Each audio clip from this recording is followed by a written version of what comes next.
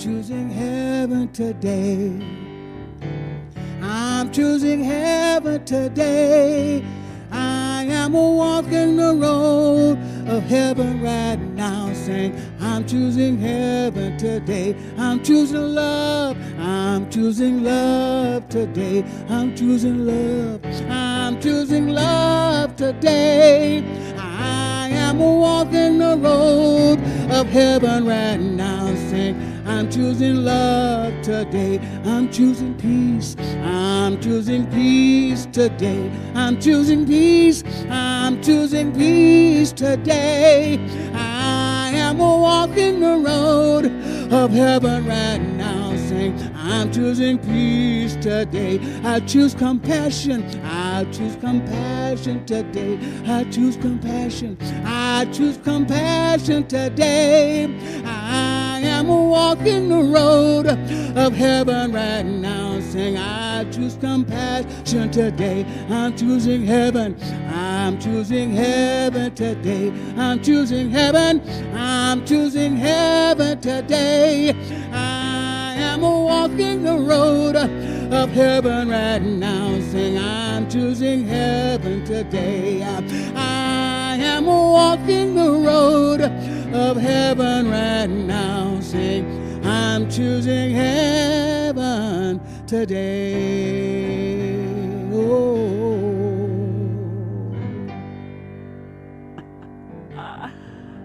I think we're all walking the road of heaven with Andy Anderson in the house. Thank you, Andy.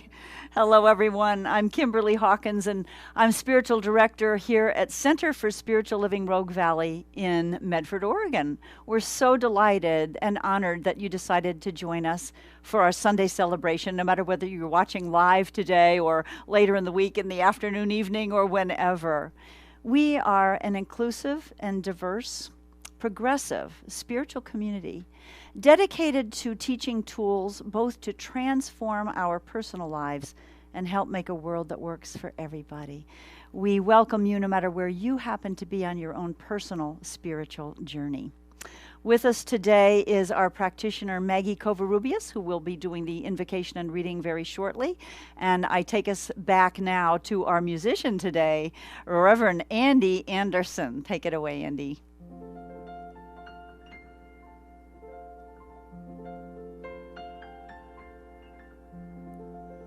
When I wake up and see I control my destiny, and no thought are things I bring into my life every day. When I let the possibilities see the best in me, let go, let God give love, and know.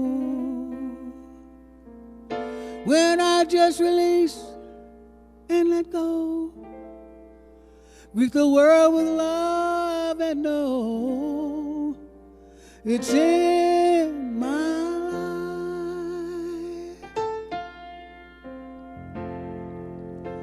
Every day I just give thanks and I say, oh, thank you, Spirit in me, for another wonderful, wonderful day in this thing we call life. I live a life of joy and peace, a life filled with harmony. I let it express in every way in my life. Every day I live so I can see, I can demonstrate all of my possibilities. I never worry or fear, I just listen to that still voice whispering in my ear. Then I let Spirit lead the way. I give thanks for a brand new day, and know it's in my life. And when I decide to change my mind, I know I can do anything, be and have anything inside. And when I wake up to my truth, let it come shining through. I'm living from the inside out. I just see it right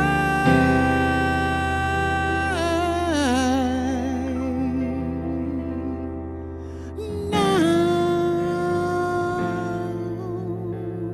So here's what you do.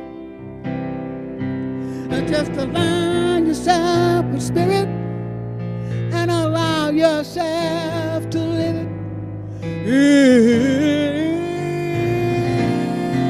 your life. Oh, just align yourself with spirit. Now just go on, celebrate and be it in your life. Oh, just align yourself with spirit and allow yourself to live it in your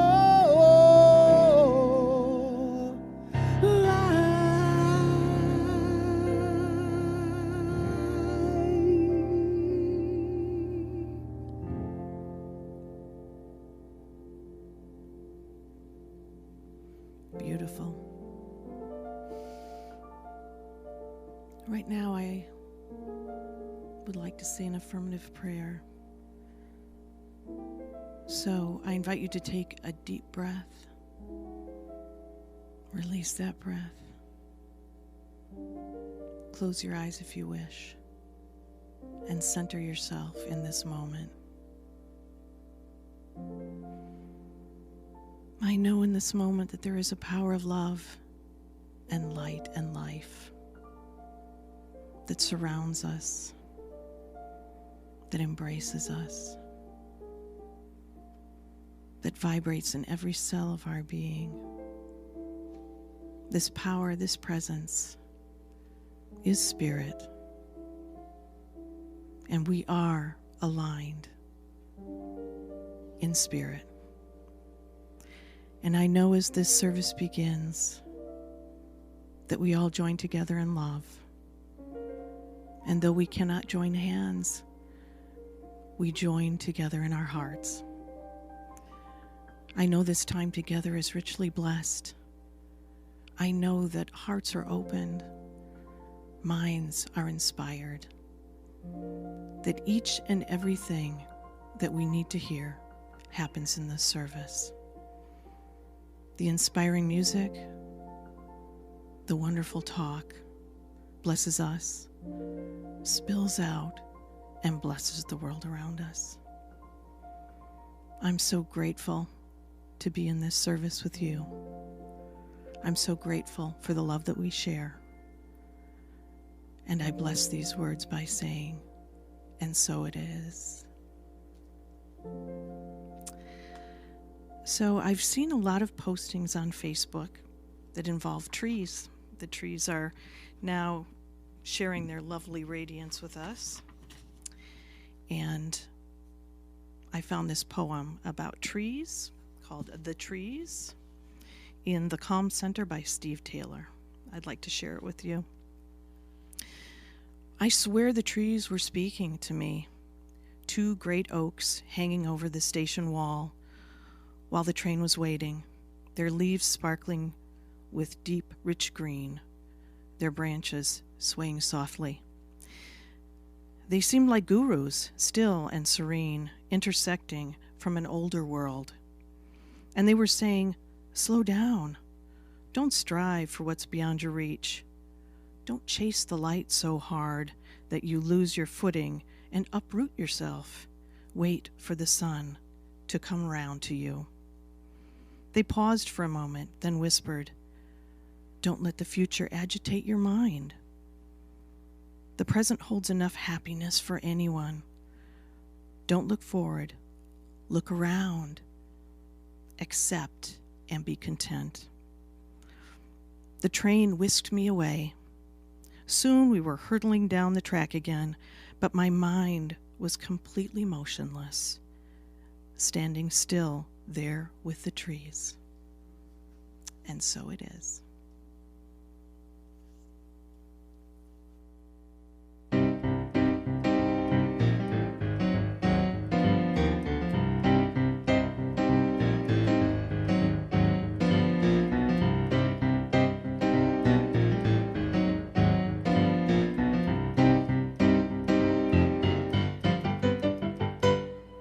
Sometimes when I find myself just holding in, holding on, and afraid of letting go.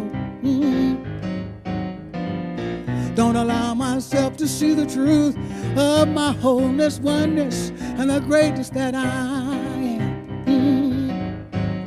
But when I look inside, where love resides, I know that I express all the joy that I possess. And when I love myself just the way I am, I wake up to my truth and let it come shining through. Then I let my spirit move to like the ocean that's on the move. She always moving in, moving out, never still, never stopping that flow of life. Oh, but when I look inside, oh, where truth resides, I know that I express all the love that I possess, and then I love myself just the way I am. I wake up to my truth and let it come bursting through. I let my spirit keep on moving, oh, and have its being. It keeps on shining in my life when I let it shine, shine, shine. Oh, sometimes when I find myself just holding in, holding on, and afraid of letting go. Don't allow myself to see the truth of my wholeness, oneness, and the greatness that I am. But when I look inside, oh, where love resides, I know that I express all the joy that I possess. And when I love myself just the way I am, I wake up to my truth and let it come bursting through. And I let my spirit move. I let my spirit move. Yeah, all day, every day, I let my spirit move. I let my spirit move. I let my spirit move.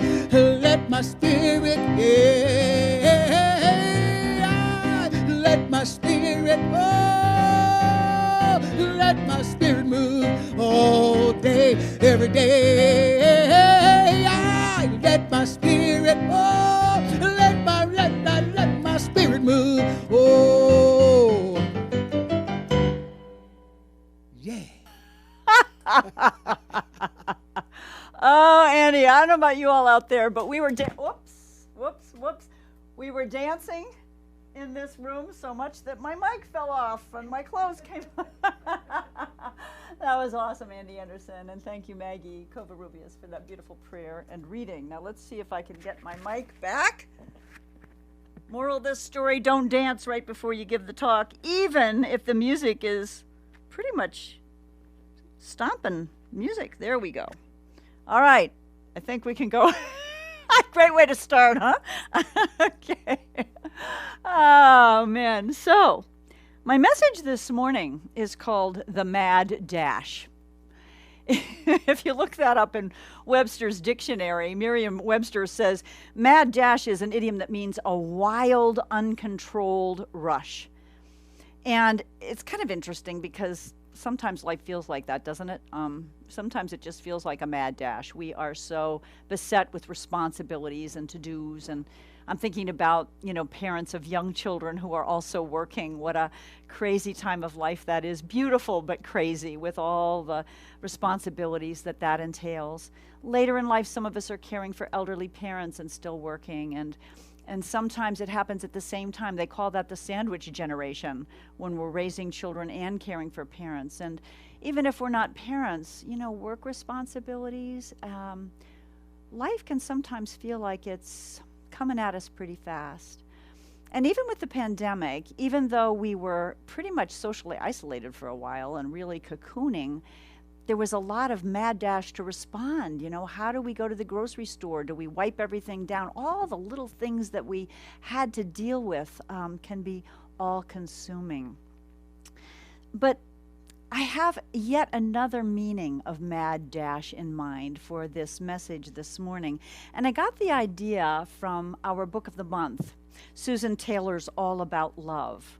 I'm going to read you just one short paragraph where she talks about what her meaning is for the mad dash. It's in a chapter called Get Lifted. 4 numbers note the year of our birth. In time, 4 more will note the year of our death. The dash between indicates the space where our life is lived. With that final number, our life is etched in stone, immutable. But at this moment, life is clay in our creative hands. We can shape it any way we choose. How will you mold this divine clay during the rest of that mad dash that is your life? Great question, is it not? Yeah. It reminds me of a famous line from a Mary Oliver poem. Tell me, what is it you plan to do with your one wild and precious life? I think that's a very important question for all of us to address. I know recently my friend Vivian and I were in a graveyard here in Medford, an older one. It's kind of in a little bit of ill repair. It's right across from Bear Creek Park. And it was really fascinating to look at all the tombstones, the year of the birth, the year of the death, and the dash in between, and to kind of just imagine what, the person's life was like that I was looking at their tombstone. Some of them were young children, infants, children. Some of them had lived a long life. And I know that in many traditions, we're encouraged to think about death, to keep it in mind, because it makes us realize all the more how precious our life is and what a responsibility we have and a privilege to choose what that mad dash for each of us is going to represent. I talked last week about the thoughtmosphere, that we create an atmosphere around us by the thoughts we think. This was an idea that comes from Reverend Elisha Christopher. I love the term. And so part of what we do, I think, in our life is simply consciousness, creating love, creating feelings of goodwill. I noticed this week that happened. Monday, many of us, well, about 10 of us from Center for Spiritual Living Rogue Valley participated in the climate action in front of the courthouse here in Medford. The idea behind it was to send a message to the UN climate conference going on this week in Glasgow, Scotland. President Biden is headed there later this week. It was sponsored by an international interfaith group called Green Faith, and it was such a delight to come together with people of all different faith communities here in our valley. But the reason I'm talking about it right now is it was real different, the idea of this rally. I've gone to other rallies and marches where you chant and you yell and there's speakers, and this was nothing like that. Part of the reason was the person who organized us here in the valley was Bob Morse, who's head of the Peace Commission in Ashland and is also a member of I think it's called South Mountain Friends, the Quaker community in Ashland.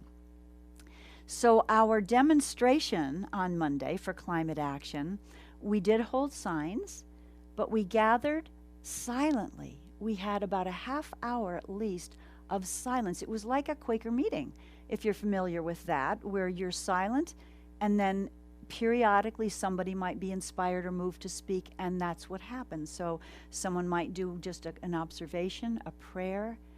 And when I talked to Bob about it, he said, this is not about, waving at the cars as they go by, which I've done in marches for Black Lives Matter or Keep Families Together when we were talking about the immigration problems at the border. It's not about that. It's not about being noisy. It's about creating an atmosphere of love and intention right here in this group. And I got to tell you, it was very moving and very lovely. And so that's one of the things I think we're called to do with this Mad Dash is our life, to be mindful of the thoughts that we seed around us and the words that we use. Last week I talked about kind of a pariah in a neighborhood in another state, and there was this man who fed raccoons and was just eccentric and different, and he didn't like dogs because they bothered the raccoons, and he was called by kind of a derogatory name. And I mentioned that one of the young adults who was very conscious in the community decided they shouldn't call him that name. Instead, they decided to call him St. Francis, honoring how he was with the wildlife, feeding them. He feeds deer out of his hands, looking at the bright side, looking at the good in people. And so that's part, I believe, of what God, Spirit, our inner self, higher self, calls us to do with this one wild and precious life of ours, with the mad dash in between the years of our birth and our death. I came across, well, first I wanted to read another quote from Susan Taylor. I love this. She said, "The ongoing work of our life is to continually reorder our days to support our dreams and the calling that God put in our heart." Let me read that again. The ongoing work of our life is to continually reorder our days to support our dreams and the calling that God put in our heart. I happened across this week a podcast. My intention was, not watching too much news, but looking for something positive that I could listen to or watch. So on the podcast app on my iPhone, I came across a podcast, some of you may know. It's called The Good Life Project. The Good Life Project. It just sounded like it might be positive, so I checked it out. The author and host of this podcast is a man named Jonathan Fields. And he interviews people who are sparked in their life, who are making neat contributions in small or large ways in their lives. One lady was a lady that owned a moving company in New York and moved back to her home state, I think it was in Montana, to run the family farm, the Yellow Barn Farm. And she turned it into completely biodynamic and regenerative farming that became a huge thing, totally different from running a moving company in New York, right? And she talked about that and what it did for her soul. Fields wrote a book, and it was just released last month, September of 2021, and it's called Sparked. Discover your unique imprint for work that makes you come alive. And I would say it's not just about work, a job. It's about activity. It's about relationships. It's about whatever activity, a hobby maybe in your life, makes you come alive. So he's developed something called sparketypes. It's like archetypes. If you take out the ARCH and add in spark, you have sparketypes. SPARKETYPES, sparketypes. I said the name of the book, Sparked. And so what he did is he came up with 10 categories for us that kind of define what type of activity gives us energy, makes us fulfilled, makes us feel like life is worth living. I don't know about you, but the last 2 years, I know they've been rough on not just me, because people that I've prayed with, people that I've talked to, people that I've counseled either on Zoom or over the phone, there's a lot of unease, malaise. I would say a mild depression is really common for most of us right now, having gone through what we've gone through with the pandemic, with the isolation, with the financial upheaval, with the political division and acrimony. A lot of us are suffering. A lot of us are. And so I was thinking, wouldn't it be wonderful if we could focus on what are the things that spark us, that remind us that it is one wild and precious life we have, and that we get to choose what's in that mad dash. We get to choose the content of our life. I was looking forward to being inspired again and uplifted. And I got to tell you that listening to the audio version of this book has helped me. And I took the test. So there's a test. It's only a 10 to 12 minute test. You can take it for free online. You go to sparketype.com CSLRV.com, and get your primary sparketype, your shadow sparketype, which is kind of the runner-up, and then your anti-sparketype, which is the thing that you really don't relate to, that really drains you instead of feeding you. So my main sparketype was something called the Maven, and this intrigued me. Let me give you a few of the sparketypes just to give you an idea of what some of them are. The Maven, and I had to look up that word. I thought Maven was a woman. I guess I thought maiden, or maybe a character in one of the books I've read was Maven. But Maven in the dictionary actually means somebody who has a lot of knowledge, an expert. The Maven sparketype doesn't necessarily mean you have a lot of knowledge. What it means is learning lights you up. Taking in new information, being exposed to new ideas is what lights you up. And that was my primary sparketype. I thought maybe it would be either the advisor, who's somebody who, let's see, this description is somebody who gets pumped up by mentoring others, helping them grow. They're adept at creating a sense of intimacy and trust. And I do a lot of pastoral counseling and coaching and teaching, and I thought maybe I wasn't, though. I wasn't an advisor, nor was my primary archetype the sage, but that was my what they call shadow archetype. Now, the only reason I'm talking about me, I'm going to give several examples just to show you how this kind of can help us understand where we could place our energies to be lit up, to be sparked, to be enthusiastic and engaged with life. So my runner-up or shadow archetype was, if I can find it on here, the sage. And this is somebody who loves to awaken insights in other people. Unlike a maven, a primary archetype of maven, they don't learn for learning's sake, but in order to share it with others. But our runner-up archetype or sparketype often feeds our main sparketype. So because I'm in a job where I do get to teach and to speak and to counsel, I get to learn. Learning is really my primary job in the role of ministry, right? Because if I'm not learning and growing, I don't have anything to share. So I realized how beautifully these two work in tandem. Now, another archetype is that of the nurturer. I'll read that one to you, and I'm thinking one of my friends here may be a nurturer. A nurturer lives to elevate and care for others, deeply empathetic, and they feel like other people's lives sometimes become more important than their own. My good friend Vivian, whom I live with, and is also the admin for our community, does an awesome job at that, by the way, gave me permission to share. I asked her to take the test. Her primary sparketype, I thought, might be the essentialist, because she's so good at creating order. So let me read you the essentialist. The essentialist strives to create order and clarity from chaos. They love systems and processes, and they find a certain elegance in organizing. That was not Vivian's primary sparketype. The primary one was the nurturer. And then that started to make sense, and I immediately thought of her love of animals. She is like an animal whisperer. She does pet sitting on the side. She cares for animals, and she's beautiful, especially if they're elderly or having health issues. She's so kind. And she said that she enjoys the connection she feels with animals, and she feels warmed, and she just loves taking care of them. And it spills over to humans, especially those that she's very close to. In her life, she's had the opportunity and challenge to be a caregiver for people in her life who were very ill, and even making their transitions. Now, her primary her runner-up sparketype is that of the essentialist.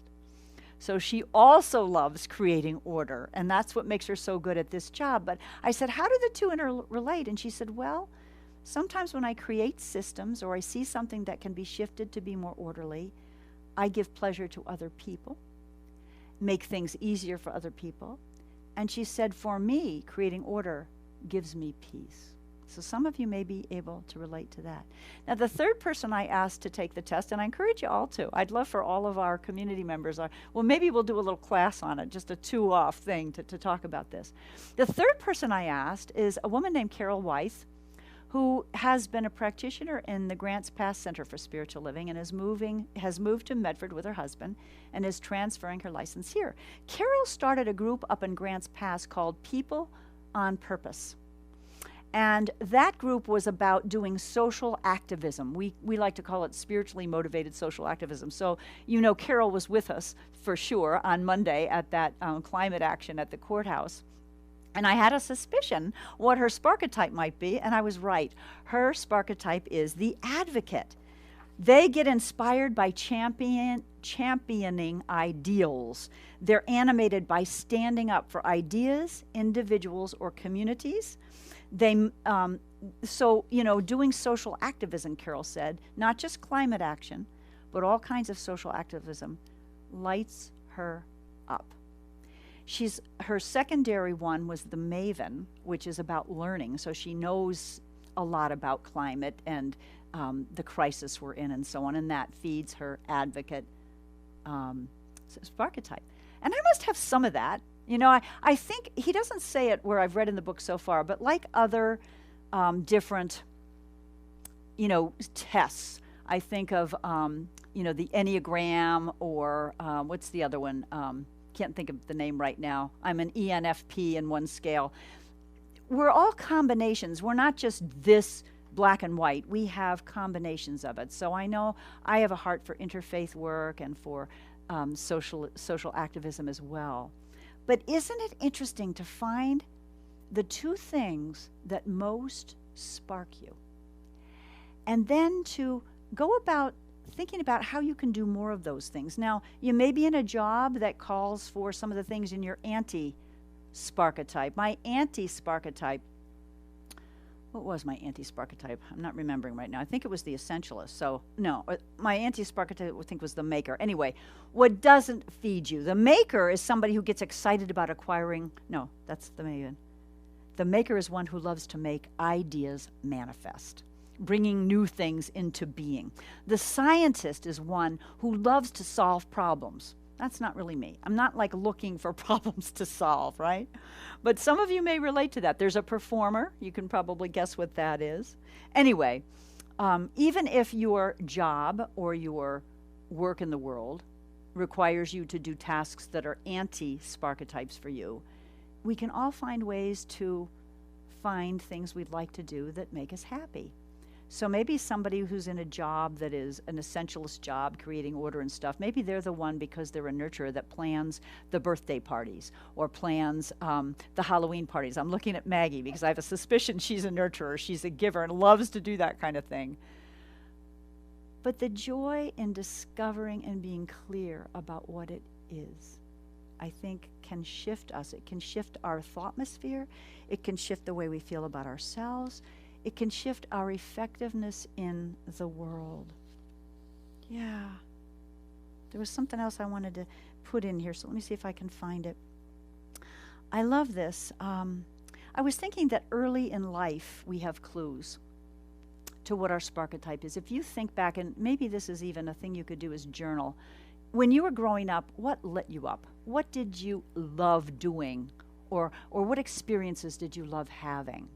I think about my daughter, Krista, who from the time she was very, very young was fascinated with wildlife and animals and sea life. I remember when she was 5, she made this mobile that we hung in our family room forever she drew pictures of sea animals and hung them on a mobile. She wrote a novel when she was a teenager about animals. She studied those animal cards and could tell us about the mating habits of this bird or that bird. I still today call her if I have a question. And she went on to get an undergraduate degree in marine biology, and a master's degree in environmental management. So I look at her and I think she followed her spark. And I think some of us did and some of us didn't. But it's a good practice to think about what lit you up when you were young, what lights you up now, and how can we make more of those things in our home lives, in our community lives, in our work life. I think it's a great measure, that test to take in a community like ours, because when we think about volunteers, it'd be great to match volunteers with the jobs they love doing, what lights them up. I mean, Bill Miner, who's been our main guy here doing these broadcasts, volunteered to do this. He was doing it at another community, and I hope he still loves it. We may be wearing him out, but he did it because he loved it, and because he loved it, he's great at it, and he researched all the nuances and gave us a really quality production here, a broadcast. So, Sparketypes. Howard Thurman, some of you I'm sure have heard his quote. The world, let's see, how's it go? What the world needs. Okay, wait a minute. I got to find it. I know you're saying it to yourselves at home. Okay. Don't ask what the world needs. Ask what makes you come alive. Because what the world needs is people who have come alive. I think that's profound.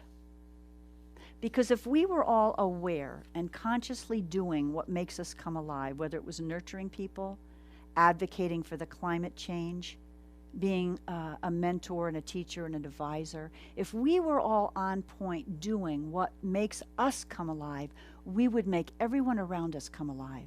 And I believe the world would become alive. And I believe, because that is a call of the soul that Spirit placed here. That Sparketype is something that is God-given in us. It's a calling. And if we all were doing that as much as possible in our lives, I think we truly would make a world that works for everybody. So this just isn't about feeling good, I think it's about shifting our lives on the planet itself. Sparketypes.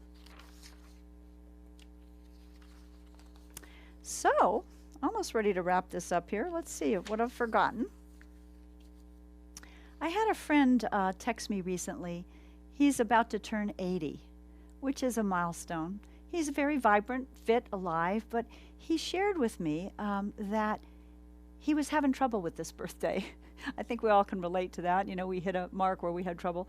And he said, I said, what do you mean? What's going on? And he goes, well, it's about life purpose, I'm having a crisis in life purpose. He wrote, was I doing more searching than engaging in the present? Should I be less interested in the end, because he's thinking about the end of his life, and more engaged in the present? And I don't think anyone can answer that for my friend. I think he has to answer that for himself. Because there probably reaches a time when we're toward the end of our lives and we sense that, and we may be focused on that transition and maybe what we need to fulfill and complete before we leave, and that's fine. But I would say, no matter what age you are, if you still have that spark, there are ways to light it up and light up those around you. Absolutely. I'm fairly sure at 80 I will still be doing my spark. But I also was reminded of a beautiful thing that Jonathan Fields said in his book about Sparketypes. He's an advisor, which makes sense because he's mentoring lots of people and companies and individuals to find their Sparketype and live their passion. He said, my value as an advisor is not what I know, but what I can ask. In other words, he's not advising people, telling somebody what to do. It's the questions he asks them, eliciting the wisdom from the person, from their own inner knowing. And he said, together we can figure it out. And I love that. And that's what we teach our practitioners in our spiritual coaches in our teaching. We don't advise people, tell them what to do. We coach them because we each inside have that wisdom, have that knowing, have that connection. Which brings me to one of the final things I want to remind us all about, and I feel like a broken record, but I'm going to break on. Meditation, getting quiet. Andy's song in the beginning, when I align myself with Spirit, right? I think it's in those quiet moments when we step away from the mad dash that our lives can look like, and we get still. And then we can get clear. We need to learn to say yes to those things that fill us as much as possible, and no to those things that aren't necessary and extraneous, and our soul really is not calling for us to do. Because you know what? There's someone else out there whose soul is calling to do that task. And when they do it, they'll do it and be lit up and light people up around them. So meditation, spiritual practice, so important. I'd invite you all to go on the sparketype.com website. Let me know. I'd love to know what your 3 Sparketype, runner-up, and primary, runner-up, and anti-Sparketype are. And I want to end with a quote from Ernest Holmes, who said this. And before I do, just reminding us that we do have the freedom to choose what's in that mad dash. We get to choose. Holmes said this: does the thing I wish to express, the thing I wish to do express more life, more happiness, more peace to myself, and at the same time harm no one? If it does, it's right. So just a reminder that that mad dash in between, if you have a tombstone, and I may not, I may be cremated, but metaphorically, that mad dash in between the date of my birth, the date of my death, I get to choose. And why not be clear and choose those things, those relationships, those activities that light me up, so that I might light up those around me, and we all together can light up the world. Tell me, what is it you plan to do with your one wild and precious life? Let's go into prayer. I'm going to invite Andy to tickle those keys for us as we take a deep breath together. And on the exhale, maybe just allow ourselves to exhale deeply all of the isolation, all of the mad dash decisions we've had to make these last 2 years. Wish it were 2 months. Exhale any angst and inhale Spirit. Inhale that presence and power of love, of guidance, of abundance, of wholeness, of joy that exists around us, in us, and through us, eternally and constantly. That source of good, that source that birthed me, that birthed each of us, that birthed this beautiful blue planet we inhabit, that instilled in each one of us that call of our soul, what we have come here to do. And as we breathe that in, allowing ourselves to make choices each day, each minute, sometimes little choices, tiny choices, that help us live from that place where we're sparked. Because we are one with the Spirit that birthed us. We are one with all the other sparks that we share the planet with. And together, we can create a thoughtmosphere and a world that is lit up, that is just, that is treated with love and respect and care, that is orderly. I see this vision and I know it's possible. I know all things are possible with God. And I know as we get quiet, when we practice our spiritual practice time, and we take time to listen to that call, listen to that spark inside, there's a peace that surpasses all understanding that we experience, a joy in giving and sharing that we all experience. So my prayer today is that we all take the time to notice, to become aware. What is it that lights you up? I bless each of us. I bless a special blessing on the UN Conference for Climate Change going on this week, knowing that there's guidance and courage to take action, not just words, but action to save this planet. I bless everyone who is suffering whatever form of pain, knowing that pain can ultimately lead us to shift. Just as we're experiencing collective pain on the planet right now, we see things that need to be shifted. We're given the impetus to shift. And so I know and bless each one that does their part, what they're called to do. In gratitude for learning, for the joy of learning, for the opportunity to share all of this with you, in gratitude for our beautiful philosophy and for all the faith traditions, those that gathered with us Monday on the courthouse square, and all the variety of faith traditions that exist across the planet, knowing that we as people of God, as people who have a spiritual connection, know our oneness can make a huge difference, all of us together. So in gratitude for all of this, I simply release this word, knowing it's heard, it's answered, and we say together, and so it is. Amen. Back to Andy.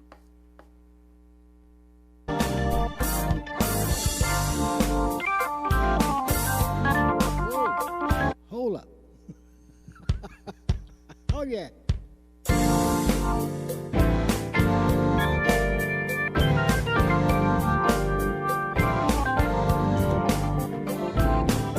There's only one life. That life is my life. That life is wonderful. That life is my life now.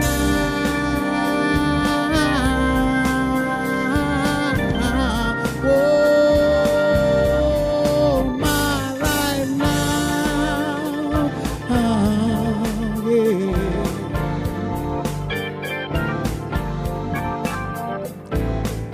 I looked all around me.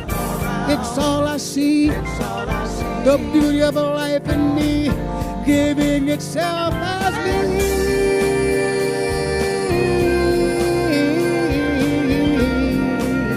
Oh, as me.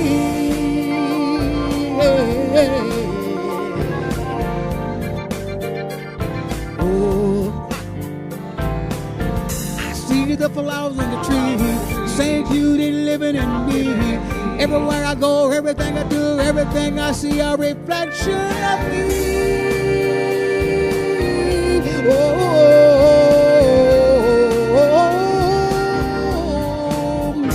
as me.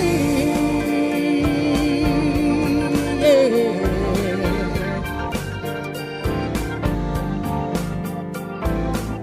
The river of life is flowing, it keeps on growing, growing.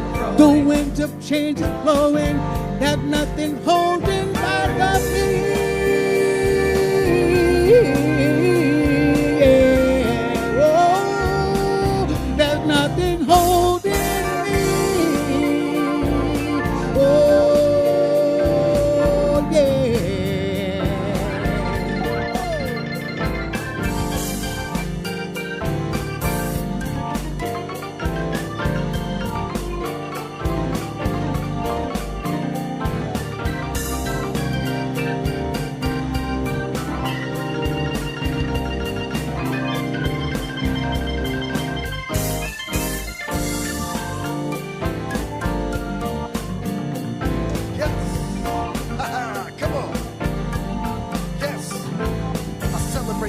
And our right to be free. We have arrived. It's easy to see that the life within you is the same within me. And what I give to you is reflected, received. So let's make a decision to be the strength to carry love for everything that we see. Let reactionism go and live spiritually. See, spirit is alive and it's living as me.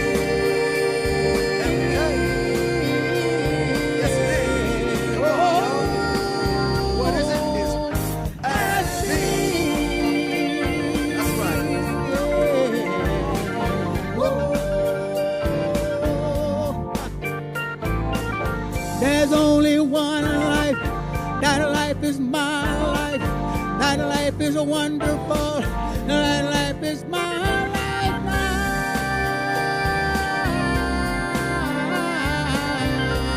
Oh, right now, yeah. Oh, there's only one life. That life is beautiful. That life is wonderful. That life is right now. That's all I am. Yeah.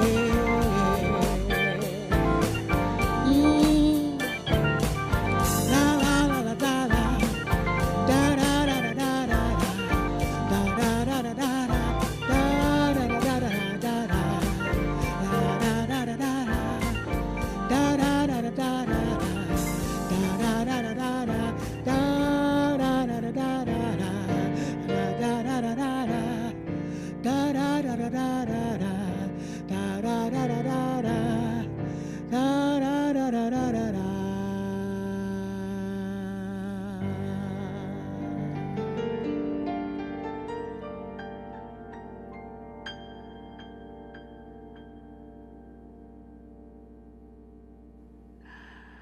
Thank you, Andy Anderson. It's time now in our service where we turn our attention to another spiritual practice. I like to call it sacred giving. It's the practice of becoming consciously aware of all the good that we receive and making a decision to share a portion of it to those places where we're spiritually fed. So first, a big thank you to all who have continued to support us, especially when we've had to go live broadcast instead of in person. We so appreciate the generosity and gifts that come our way. There are a couple ways to donate, but before I talk about that, let's share our giving affirmation together. Graciously I give from a place of love, knowing that as I give, so do I richly receive. And that is the truth. That's the law of circulation. There are a couple ways you can support Center for Spiritual Living Rogue Valley on our website, www.cslroguevalley.org. There is a donate button. There's a donate button right here on Facebook if you're watching us live. And you can also mail a check the old-fashioned way to CSL RV, P.O. Box 1458, Medford, Oregon 97501. A few announcements before we say goodbye. As always, we have our Wednesday morning community connection call on Zoom, 9 a.m., led by practitioner Nancy Clay. It's a time for a little bit of spiritual practice and sharing coming together. I'm excited to tell you about the next thing. We are going to begin a joint midweek service Wednesday evening, starting the first Wednesday in November at 6:30 p.m. with our Medford UCC community partner. It will be a contemplative Teze type service in the big sanctuary, so we can easily be masked and socially distanced. That starts November 3rd. I hope you'll join us. I'm just really looking forward to it. There will be a link to register if possible, because we want to keep track for contact tracing reasons. So in this week's newsletter, we'll have a registration link. If for some reason you can't register, show up, because we'd love to have you. So that's November 3rd, 6:30 at MCUCC in Medford. Also, we have a community town hall meeting. We have a team that's been meeting called the New Home Vision Team. And they have decided that it's time to come together as a whole community to do two things. One, to update our community about progress, about thinking about what our new home might look like, future partnerships and so on, and when we come together, when that might happen. And then we'll do a little visioning together, continuing that visioning process, which opens us to the divine guidance of our highest and best new home. That's very exciting. And that will happen after service on Sunday, November 7th, 11:45 on Zoom. Zoom links appear in our weekly e-newsletter. If you don't get the newsletter, you can sign up on our Facebook page under email, or shoot an email to Vivian, our nurturer, essentialist admin person at cslroguevalley@gmail.org. As always, please feel free to submit prayer requests on our website as well. Our practitioners and ministers are honored to pray for you and whatever is on your heart that needs prayer. I think that's pretty much it. Let's go once again to the wonderful Andy Anderson for our closing song. Andy? Yes.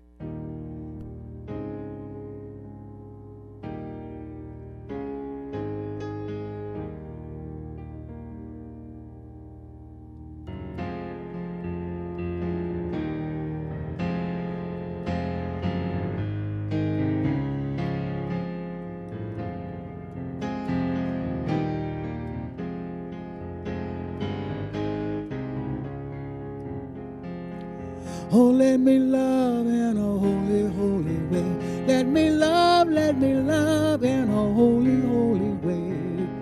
Oh, let me love in a holy, holy way. Let me love in a holy, holy way. Oh, let me know that love is all around. Let me know that love is all around. Oh, let me know that love is all around. Let me know that love is all around. Oh, let me love in a holy, holy way. Oh, let me love in a holy, holy way. Oh, let me serve in a holy, holy way. Oh, let me serve in a holy, holy way. Oh,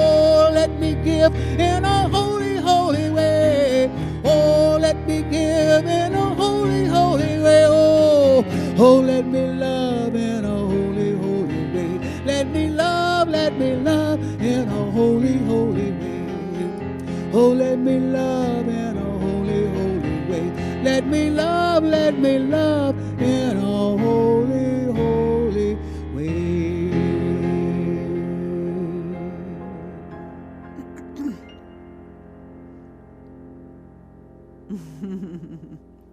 Thank you to Andy Anderson, our musician today. Thanks to Maggie Covarrubias, our pulpit practitioner, and Frank Young, who was the High Watch practitioner today, holding High Watch prayer throughout the service for the highest and best reception for everybody of what went on today. And our Sunday team, consisting today of Bill Miner, Connie Miner, Vivian Lacey, and our sound engineer, Tom Frederick. Without you, this wouldn't have happened, so big thanks. And just a reminder, don't ask what the world needs. Ask what makes you come alive. Because what the world needs is people who have come alive. Blessings, my friends. Namaste. See you next week.